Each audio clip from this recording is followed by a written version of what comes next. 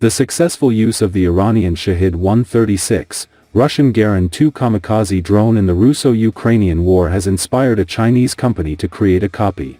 LOONG UAV company has reportedly begun testing its new LOONG M9 drone, which is very similar in shape and concept to Iran's Shahed-136, Russia's Garan-2.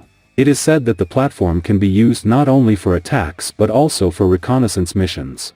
The drone is designed to carry a payload of up to 50 kilograms, allowing the use of warheads or optical reconnaissance modules. With a takeoff weight of 200 kilograms, it places the LOONG M9 in the long-range cruise loiter munitions class.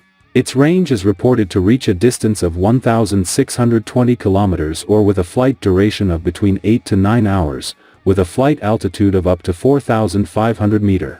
Its maximum speed reaches 223 kilometers per hour, and cruising speed is around 190 kilometers per hour. This capability is similar to the Shahed-136.